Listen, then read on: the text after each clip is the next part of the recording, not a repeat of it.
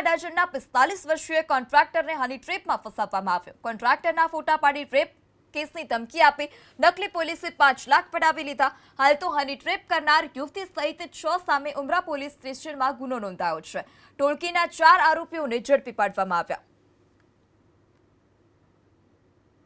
સુરત શહેરમાં હની ટ્રેપની ઘટના સામે આવી છે। સીધા આરોપી તમે જોઈ શકો છો। અસલી પોલીસના હાથે નકલી પોલીસ ઝડપાઈ ચૂકી છે।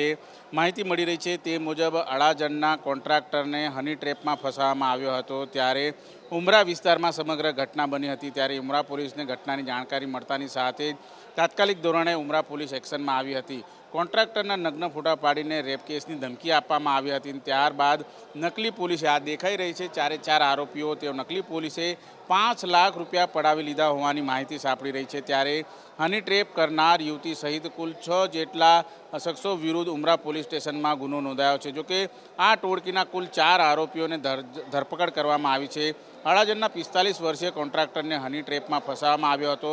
કામના બહાને પાર્લે પોઈન્ટના વૃંદા કોમ્પ્લેક્સમાં બોલાવીને ટોળકીએ હની ટ્રેપમાં ફસાવ્યો હતો એ પ્રમાણેની માહિતી સાંપડી રહી છે। જેમાં કોન્ટ્રાક્ટરને હથકડી પહેરાવીને તેના નગ્ન ફોટા પાડી લેવામાં આવ્યા હતા અને ત્યારબાદ પોલીસનું નામ આપીને ધમકાવીને 5 લાખ રૂપિયા છે એ પડાવી લેવામાં આવ્યા હતા। આ બાબતે ઉમરા પોલીસ સતર્ક થઈ હતી અને એક બાદ એક કુલ 4 જેટલા આરોપીઓ છે જે નકલી પોલીસ બની હતી એ 4 આરોપીઓની ધરપકડ કરવામાં આવી છે। જોકે હની ટ્રેપની અંદર જે મહિલા હતી તેની ધરપકડ કરવાની હજી બાકી છે। તેના વિરુદ્ધ પણ કાયદેસરની કાર્યવાહી થશે। પરંતુ જે પ્રમાણે અત્યારે હની ટ્રેપના સતત કિસ્સાઓ વધી રહ્યા છે ત્યારે આ કિસ્સાઓની વચ્ચે એક નવો કિસ્સો સામે આવ્યો છે જેમાં અડાજણના કોન્ટ્રાક્ટરને હની ટ્રેપમાં ફસાવીને 5 લાખ રૂપિયા પડાવી લેવામાં આવ્યા છે। હજી પણ ઉમરા પોલીસ છે વધુ ધરપકડ કરે તેવી શક્યતાઓ છે।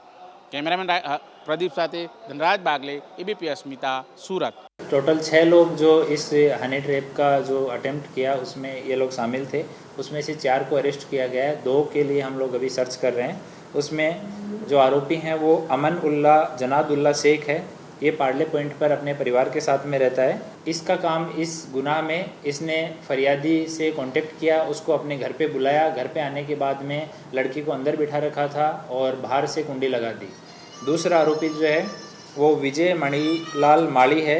ये ड्राइवर है और ये वडोदरा शहर आजवा रोड का रहने वाला है। तीसरा जो आरोपी है ये अमित मनसुख भाई मसरू, ये कतारगाम पुलिस स्टेशन की हद में वसंत विहार में रहता है और मूल रूप से ये सावरकुंडला अमरेली का रहने वाला है। इसने खुद को डी स्टाफ PSI के रूप में उस समय अपनी पहचान दी थी। चौथा अल्पेश कुमार जगदीश भाई पटेल है। ये प्रांतिज साबरकांठा का रहने वाला है और यहाँ पे व्यापार करता है। अभी गजेरा सर्कल कतारगाम में ये रहता है। इसने खुद को डी स्टाफ का बताया था। ये 4 लोगों को अभी अरेस्ट किया गया है और जो लड़की वहाँ रूम में बैठी थी वो और उस लड़की को लाने वाला सुमित, ये दोनों अभी पुलिस की पहुंच से बाहर हैं। हम लोग इनको पकड़ने के लिए ट्राई कर रहे हैं।